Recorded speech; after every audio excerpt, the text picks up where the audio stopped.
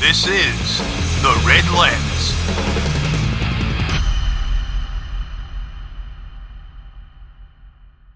Good evening, ladies and gentlemen.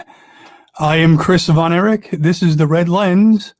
And with me tonight, as always, is my trusted co-host, Franklin. How are you this evening?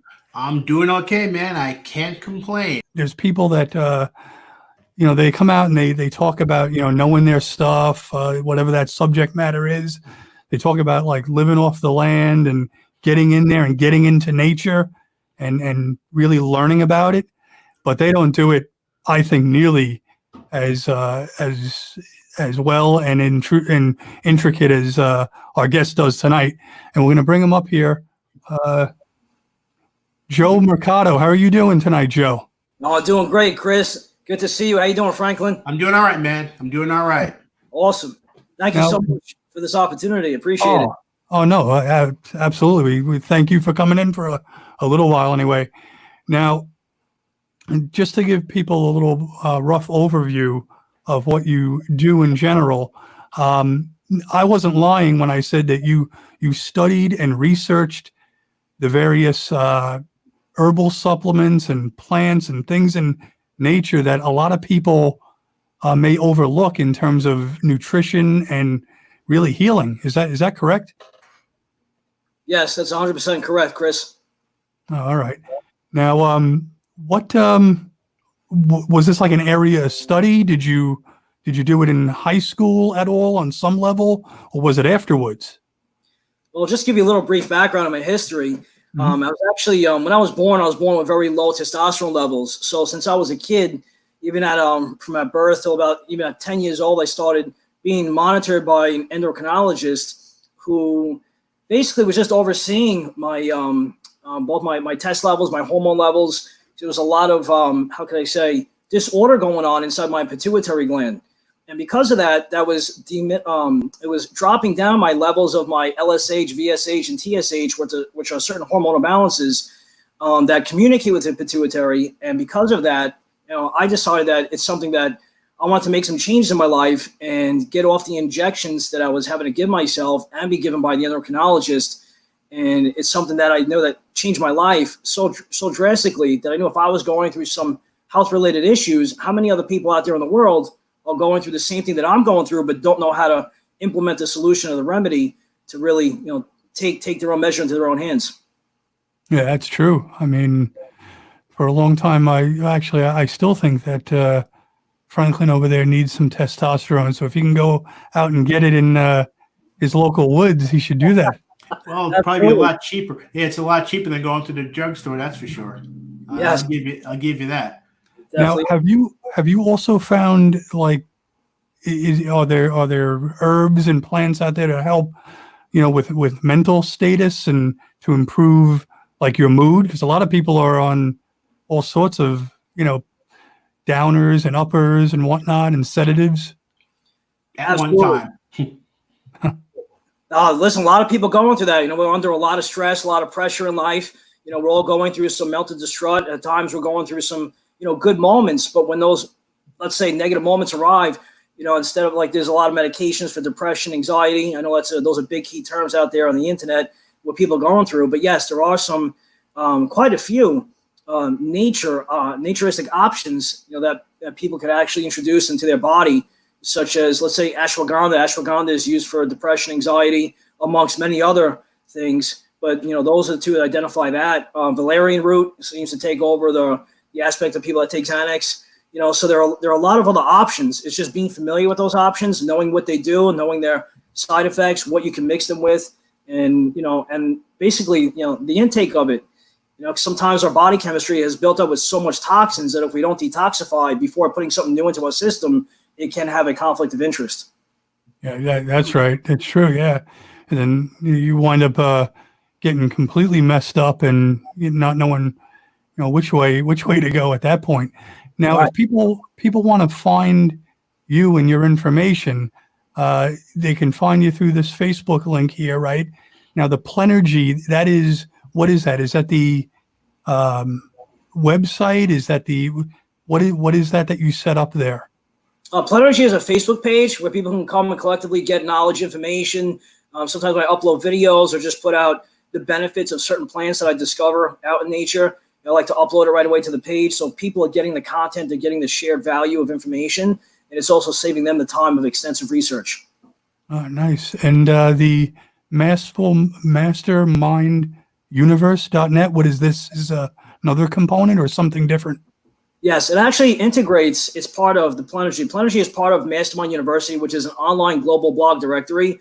So basically what I did was I figured, how cool would it be to really share other people's ideas, thoughts, knowledge. I know there's people out there that have gained a lot more experience and intelligence than I have. And to collectively put that all together and to share it on a vast majority of the social media platforms today saves a lot of people, again, time on having to do the research, where I go out there doing it, collecting that information, bring it into a directory. So if somebody has a question about, let's say, ashwagandha, I can send them directly that link based on the blog post that I created. So they have all the benefits. They have articles, videos, different various means of information. Again, that helps make people's lives easier to understand the knowledge of the plant life. Yeah, I would think so. I mean, that would be that's actually tremendous. So they can get you on either one of those platforms. That's great. Now, are you a local guy? Did you grow up in New York, and where do you spend your time usually? Yeah, I grew up in a small town called Farmingville on Long Island in New York. I was there till probably about 27 years, then moved down to North Carolina when my parents sold their house. Gave that a shot for a little bit, then came back to New York. Originally from here, but what I do is I travel and canvas the Appalachian Mountains all the way up from anywhere from Virginia down to basically Tennessee, Georgia area. And I basically, when I rent cabins, for a period anywhere from 3 to 6 months, and I go and I look for certain plants and herbs and trees, and sometimes also medicinal mushrooms, and knowing the areas of inside the forest where these plants basically where they hibernate is, I find it, taking those travels, I'm able to collect this information and knowledge, not only just identify what these plants are, but also, the compound structures, the benefits, what ailments and symptoms do they help with people that are going through, let's say, ailments, sicknesses, or just not feeling well. So that's where I travel my time. And I spend a lot of my time Long Island right now, just up here with the whole corona virus going on. I've been up here just visiting family, came up here for some business. And what I do where I can right now is just start to spend as much time as I can in nature, discovering more species and, seeing how I can deliver this knowledge and information, to people who are hungry to really keep their immune systems not only boosted and strengthened, but understanding the awareness around them, what's really going on today, and how to basically, take care of ourselves in these times. Yeah, I mean that's tremendous. I didn't really know that you ventured out into the woods. And Franklin, this guy, Joe is a survivalist. It's actually very interesting. I was going to ask him more about that. Real quick, I mean, that's sort of kind of out of the gate here, but the subject of juicing. Do you juice at all? Yes, I do. Oh, okay. All right. Yes. You've been doing it for a while, long time, a little bit of time? I've been juicing pretty consistently the past 3 or 4 years. Okay. I've been introduced to it since I was a kid. My father had a good friend that he used to work with that was given 6 months to live, and he decided to take the juicing route rather than the chemotherapy. Right. And what happened was, I remember the exact formula today. It was red apples, it was carrots, parsley, ginger, and I believe that was the main ingredients that he used, and he stuck to that compound for about he lived another 20 years from the juicing. So Really? I learned a lot from that. Yes, absolutely. Well done. I have a friend of mine who's been juicing probably since he came here from Barbados in 1980. No, about 1980, and he's been juicing ever since. He lives out on the West Coast, and he was telling me a lot of the benefits of juicing. And growing up, he's juicing, and he's, we're like, hey, okay, Dr. Pepper, Right. type of thing. And now, of course, we've all grown past that now, but he's been doing it forever. And I've actually had some of his concoctions, wheatgrass and things like that. It's really not bad at all. I mean, it's once you get past the expense of $1,000 blender or a food processor, if you will, and then the actual components or ingredients, I should say, that go in it. It's really worth it, and it's really not that the benefits outweigh the taste, if that makes any sense. Absolutely. Smart that you say that. It's very smart and wise. If you don't mind me just adding to that, as far as with the juice machine itself, I'll say first is very important. Making that investment, like you said, $1,000 investment, because a lot of these smaller juice machines, we're really not getting the beneficiary out of all the nutrients and the mineral trace compounds. So if you go and spend, let's say, $200 on a juice machine and you blend up a bunch of vegetables and fruits, you may be getting anywhere from 7 to 17% of the nutrients. When you spend, let's say, $500 to $1,000, there's some out there that are $5,000. The more you invest in those, what happens is the components inside are made, for the different forms of metal. Some of them are titanium plates. Some of them have just different features and functions. But what it does is it processes the fruits and the vegetables so finely that you're getting between 40 and 60% of the nutrients when you make the investment of getting a more higher quality machine. Which is the whole idea behind it. There's a woman who's this is getting a little off, but there was a woman who used to live next door to me, and her kid didn't like vegetables.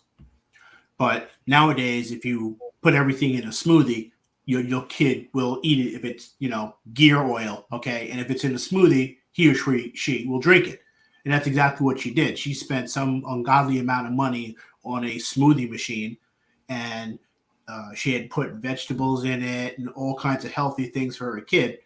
And he, was eating this, drinking this stuff like it was nobody's business. So it actually worked out. I mean, it's probably all in his head that, now it's good for me. Now it tastes good because it's in the smoothie machine, and it worked out well for her. So, and I see them both from time to time, and they're, pretty healthy people. I mean, now he's probably about 10, 12 years old. Oh, wow. But that's a great age. Yeah, it worked out well. Excellent. Yeah, I definitely recommend juicing and finding what really works for you too. Because again, everybody's body chemistry is so different. We all have different levels of toxins, neurotoxins. And when you find the right formula that works for your body, I definitely suggest, sticking to it and staying away a lot from stuff that are, there's a lot of vegetables out there that are starch components. You want to stay away from the starch, the yeast, so that doesn't build up mucus to develop mucus membranes inside the cellular systems, which debilitate, our growth and our endurance and our energy levels. Such as like spinach contains starch. Really? Is a starch component. Yes, it is. Also, like stuff like broccoli. Broccoli is very toxic for the liver because it contains cyanide. If you ever look at broccoli, you look at the top, like the bristles on it are green, but if you look at the stem, it gets white, just like cauliflower. So the whiteness inside the broccoli and cauliflower is actually cyanide, and cyanide is a poison to the liver over time. Wow, I didn't know that. my mom's trying to bump me off all these years, trying to eat my spinach. Don't forget your vegetables. Yeah, but some of them really good. Like some people say, well, what do I have instead of spinach? What do I eat? Good replacement for that suggestion would be kale.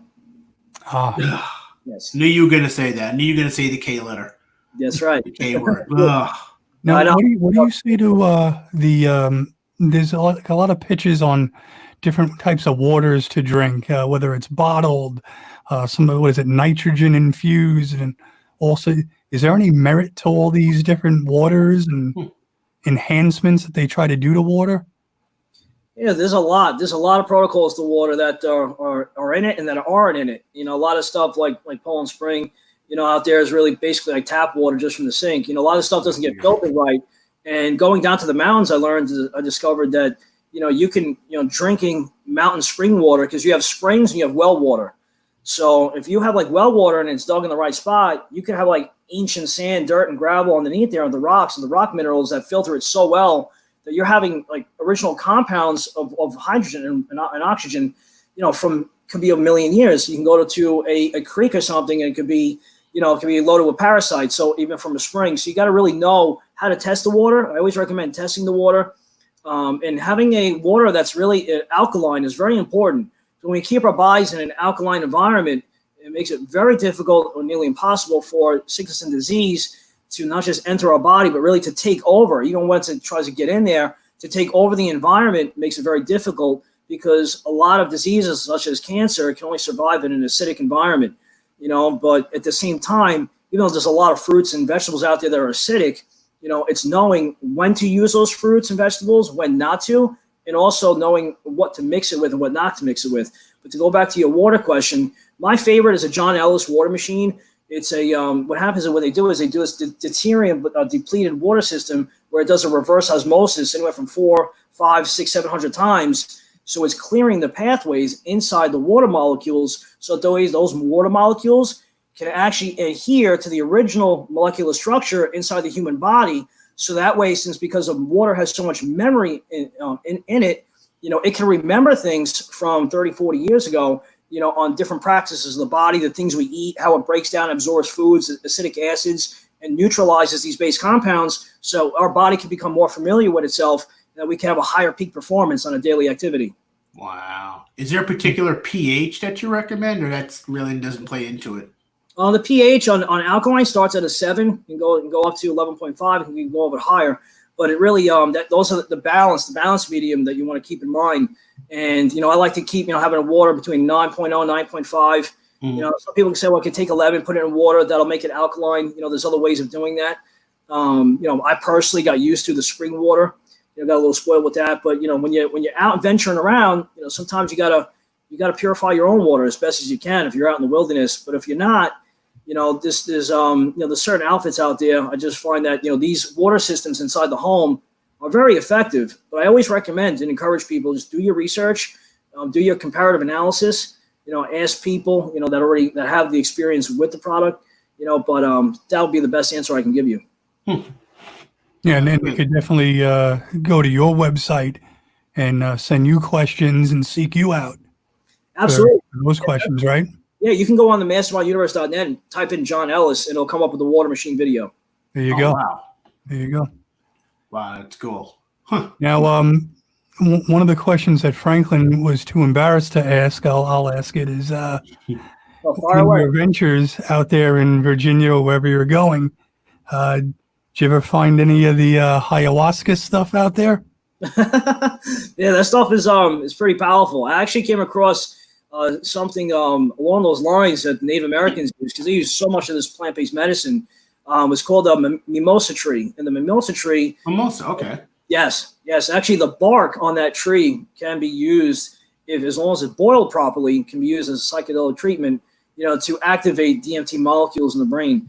Mm-hmm. And the flowers on that can actually be made into a medicine. The only thing on that tree that you cannot have is the seeds that are in the pods that grow in between the branch and the flower. Because those are poisonous. You do that, Franklin, and it'll be like Bruce Willis, the kid on The Sixth Sense, people. Yeah, watch those seeds, Franklin. If I remember correctly, I think my mom used to have mimosa. You used to feed your seeds? Yeah, see that? I knew she was trying to bump me off. Make sure you eat the seeds, Franklin, growing up. But that's indigenous. That's around the area, New York area, correct? They actually, there's some upstate. You can probably find them around somewhere along Long Island. I don't see them too common. But I know that they're upstate, but I know definitely they grow wildly down south, especially a lot of people's properties. I think people have them up here. And I'll tell you this. We've had a few servicemen come on, and they swear by a lot of those medicinal things that ayahuasca does. They suffered from like severe PTSD and depression, and they swear that they came out the other side and they were clearer. They were more determined to do stuff. So, I guess it works for some people. So. Yes, I definitely heard a lot of case studies that it does help, very much so. Really? Now, are you married? Do you have kids? No, not married, no children. Mm-hmm. Just been venturing off and just enjoying life a little bit and really making some explorations, on this quest. And that's great. Yeah, that's great. I was going to say that'd be a little tough, to have a wife and be like, okay, well, I'll see you in a month. Yeah, right? 6 months, I'm going to go live in the woods. Yeah, I'll come back with some good stuff, I swear. Yeah, no, it's a little rough, but it definitely works out. Taking this time to dedicate and again collect all these species and make this medicinal product, because I know that it works. Even giving it to friends, family, and different clients. A lot of this stuff, from people that have 104 fever. I've given this one time to a friend years ago and made a concoction, and within 24 hours, that 104 went down to a 98.6. Wow, that's There impressive. you go. Yes. Holy shit. So it's all about, these herbal teas really do work. And I think the first things first is really, it's got to deal with, the mind. The mindset plays a really important major role, because you have to have the belief in something and you have to want it. And if you don't want it and have the belief, you're wasting your time and the plant's time. So it's important that, the structure of the mind, is in knowing and believing, have to go hand in glove. Because once you believe something and then you know it to be so, belief is just a foreground to knowing. And that's what I feel that has helped me and has enabled me, and I feel other people as well, to have a lot of these components in this plant medicine actually work. Yeah, and I think you're 100% on that. And I think the people, and I'll say this to everybody out there watching that is interested in looking into these things and seeking you out, give the feedback when you're done using these things, and write about the benefits, because I think that's what's important. Having those people have those experiences, and then documenting that so that people know that this is an alternative. You don't have to maybe go to the doctor and take some pumped up medication. You may get results naturally. So yeah, that's the key word, like you said. It's a natural option, right, rather than an alternative. Because I feel that nature's been here before, before anyone. The doctors before, the medications have been man-made, and that component is really right in our backyard. And if we just take that leap of faith and just understand that what's surrounding us is really needed to go inside of us. It's just making that wild discovery and just saying, hey, I can do this, and this is what it takes, and here are the tools to go get that done. Because let's face it, for both you, Chris, and Franklin, you can't put a price tag on your health. Without our health, we have nothing. And we're seeing that today, playing out right in front of our eyes. Absolutely. So, absolutely. Where is the furthest place that you ventured to investigate, or maybe you went maybe you went on a quest, like Indiana Jones? You went on a quest to to find something very rare. Have you done that yet? Not yet, but that is on definitely on my to-do list, or quote unquote bucket list, is to take basically an international plant expedition and start going to different countries, because I've already done the research on where the plants that I know that I need that don't grow here in the United States, that are out. Let's say, Australia, Peru, or South Africa. There's a lot of stuff in Indonesia, New Zealand. These are some prime time countries and places where some of these plants that they're just so highly medicinal, so potent. Definitely, I'm hungry and I'm thirsty to go out and venture them out. But as far as I'm here in the U.S., just gone down into the forest, down into the Carolinas, and check things out. In the Hotla Forest, Pisgah Forest, and Thomas Jefferson Forest up near the West Virginia area. So these are some of the key areas. I think I start local, try to really understand what's going on here in the northeastern side of the United States, and then start to widen, my options out, and start traveling and helping people make discoveries in their own yard. Yeah, no, that's, to me, that's really priceless, and it's an untapped area, to be very honest with you. So, I mean, what do you think, Franklin? Well, you said literally it's in your back. You said, what's in your backyard. I said, what? Literally, it is in your backyard. With the trees and roots and stuff. I think in New Zealand there's a Maori. I think they're from New Zealand or parts of Australia, that there's a plant, and once again, I don't know the name, that is supposed to not calm you down, but it's supposed to help you. Well, I'll call it relax, just to relax. And he mixed this, green. It's a green plant, and it's mixed with water and some other. I'm not 100% sure what it is, but I saw this on. It was a traveling show. It was actually on TV, and sadly, it's a little cryptic. But it's like the Maori tribe, right? And, they mixed this with water, warm water, and something that they ingested that actually calmed them down, or just gave them a euphoric feeling, type of a thing. And I was wondering if you had ever heard of that, because you said you were looking into New Zealand or possibly Australia. Yes. Yeah, and that particular plant we talk about, I'm not 100% sure, because there's 391,000 species out there. So to kind of guess at it. Oh, was that all? much. No, that's Yeah, it. Franklin, give him a break. Jeez. No, that's it. No, but I'm getting there, Franklin. I'm almost there.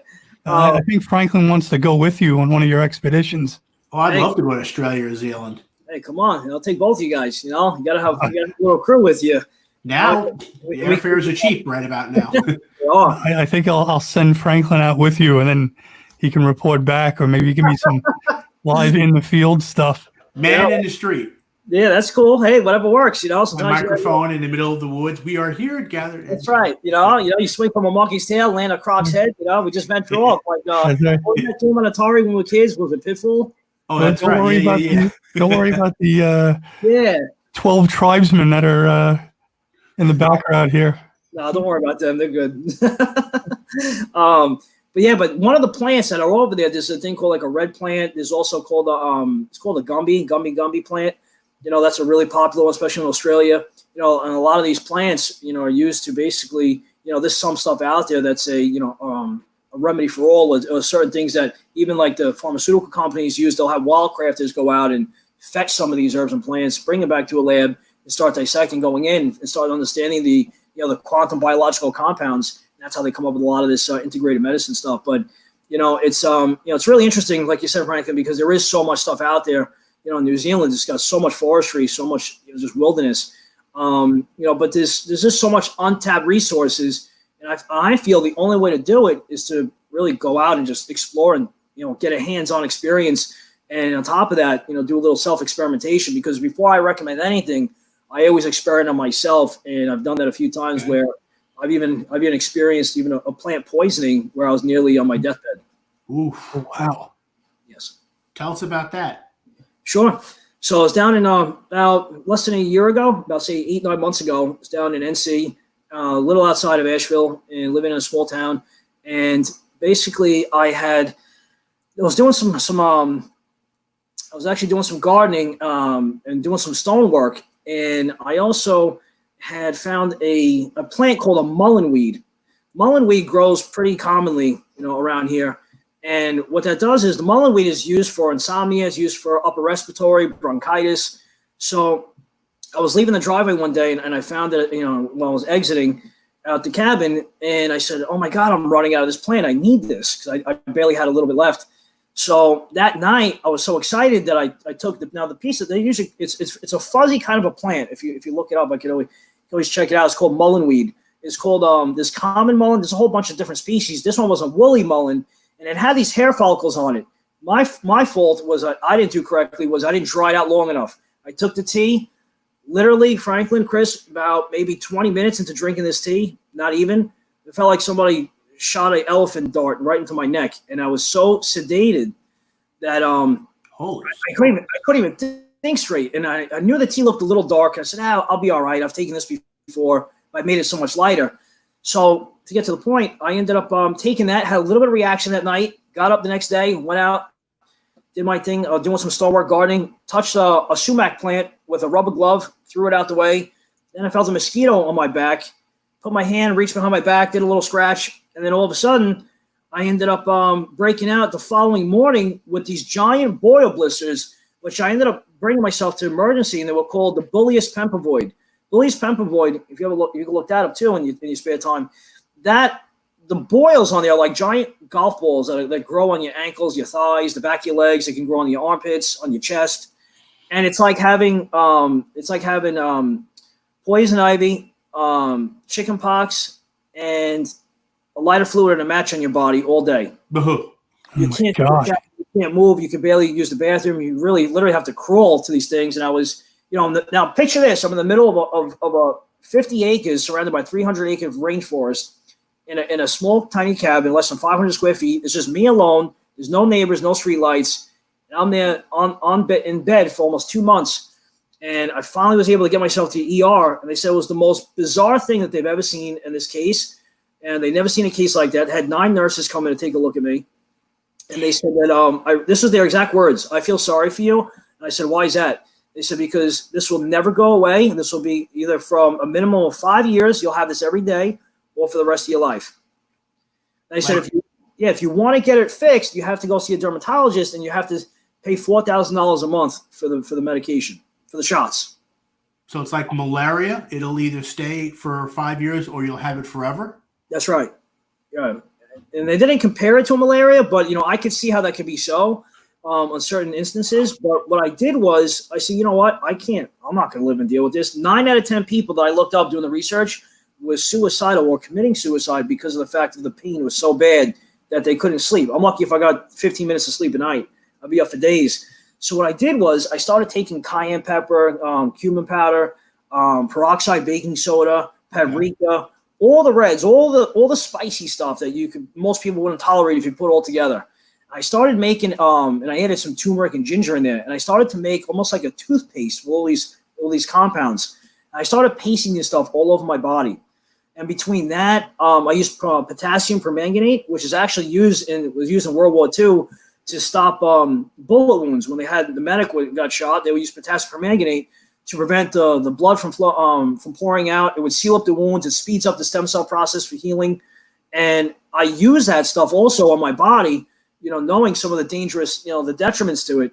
But I was very careful, very precise, did my exact measurements that I need to do. And I just, again, going back to that, you have to have that confidence. You have to have that faith and that mindset that you have to see the healing already taking place before it happens. Otherwise, once that ounce of fear kicks in, you could create a reverse polarity effect, which basically transitions the energy to go against you rather than for you.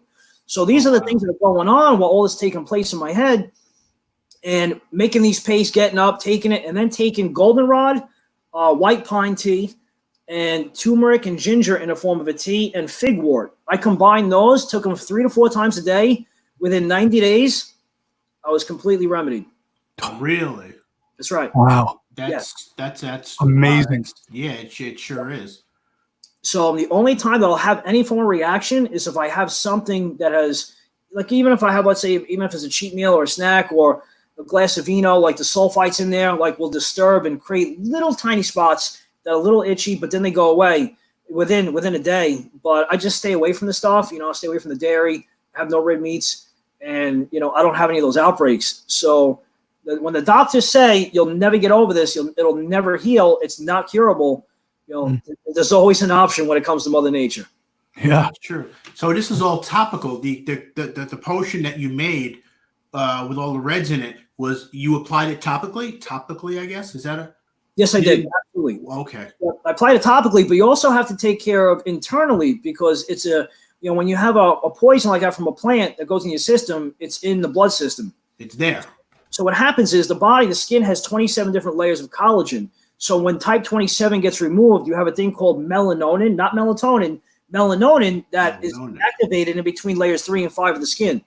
So once that gets removed and you lose certain proteins or enzymes, it keeps the skin from other forms of infection, which prevent boils, blisters. Once that gets taken out, now you have nothing protecting your layers of skin. That's where the giant blisters come into play. So you have to prepare that protein by actually taking different forms of collagen. And because of the goldenrod, which contains a flavonoid called quercetin, which is basically, it's an antioxidant. That also helps rehabilitate the melanonin. But again, it's knowing how to combine those elements so you can revitalize your body back to its origin. Wow, well done. Amazing. Oof. Close call there, huh? Oh, very much. 2 months of hell, that was enough for me. Yes. But being alive to tell the tale, there's always a positive for every negative experience. It's just getting through it, and it's mind over matter, and really that mindset. And just sometimes you got to create certain things, and you say, well, I'm not sure if you can't say to yourself, well, this might not work. You have to really, be in it to know that it is going to work. So this will work. I'll tell you, Franklin, like, they have these stupid shows on, these networks, and these guys going out there, in nature and whatnot. This is a guy right here. They gotta watch this, and they gotta get this guy out there. Could you imagine a show and him giving testimonials about things he's done? I mean, just that one story alone is utterly amazing. I actually don't like to admit this, but I actually tuned into one of those about a month and a half ago. And now I'm sure it's all scripted, and I'm sure they're not going to drop some guy in the woods, no clothes on, and a compass and a knife, I'm sure he's not going to know what to eat, what not to eat. I'm sure that he's just not going to start, carving leaves and making them salad in the middle of nowhere. Okay. I think they were in Belize or someplace like that. Do you think there's do you think that those shows are scripted? And do you think that it's real? Well, it depends on the show, and it depends on the origin of the show. But I like something like Naked and Afraid. I know that's the show. I'm sorry, that's what it was. Okay, that's what it was. Yeah, I think some of those stuff I believe, but they do have like medics, cameramen out there to make sure, because there is some dangerous terrain, going across around the world. When they drop them off like that, and I do believe that these people have to have their interview before they go on the show. They have to have a certain level of skill set to go out and do that, and they do sign a waiver, and that hey, basically your life's on the line. I know Survivor, they do that. They sign waivers and stuff, and I've actually known a person that was on Survivor, and it's the same.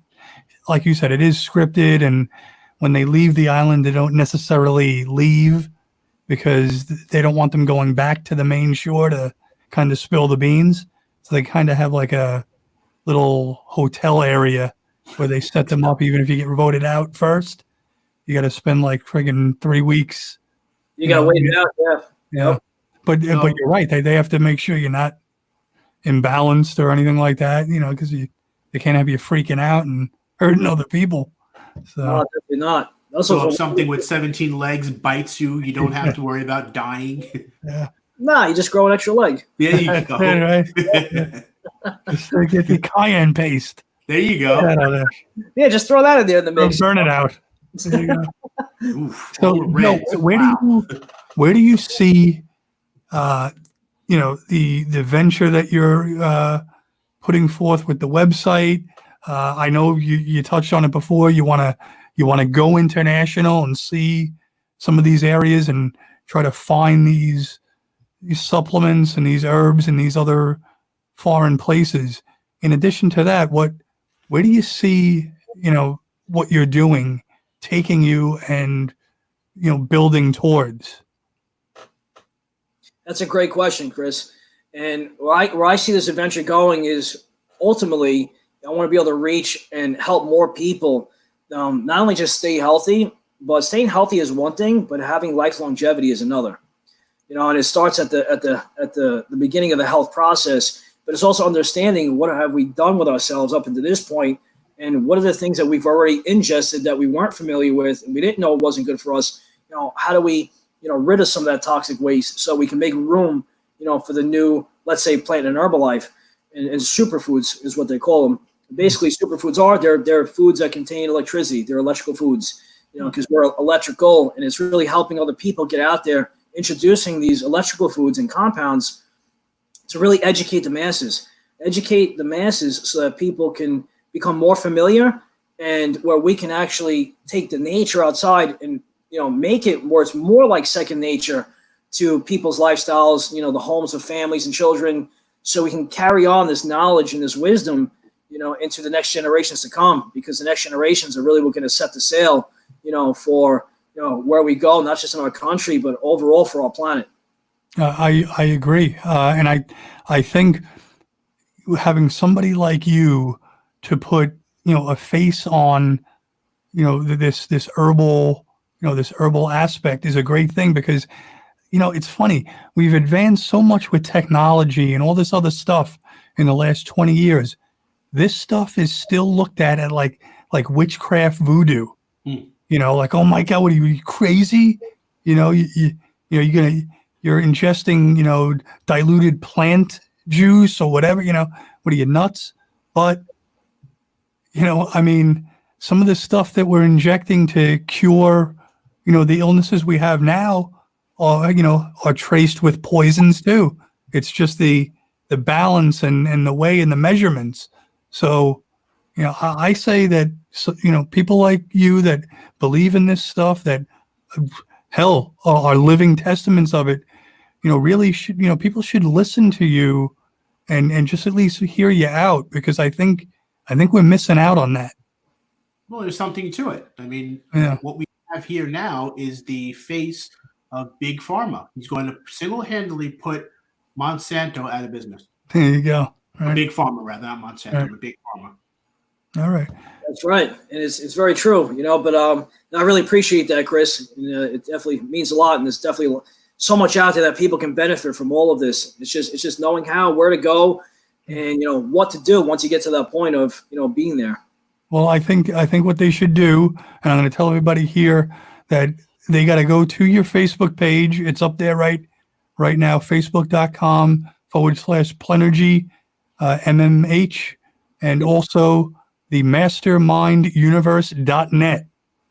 You can go there. These are invaluable resources of stuff that you may or really have never looked into before, and get in touch with Joe here and find out about these things. And Joe, I want to thank you. I want to thank you so much for coming Learned a on. lot. And yes, I mean, in a fraction of time, I can't believe how much we found out. And thank you for sharing the stories. That's great. Oh, you're welcome, and thank you so much for the both of you. It's been definitely a great, awesome pleasure to be here and have your presence and the questions that you ask. And I just want to say I greatly appreciate you and what you guys do, because I know you put a valuable effort, into helping people and sharing knowledge, wisdom, and our experiences. Because I really feel that we could all learn from each other in that respect. So again, thank you so much. I really appreciate it.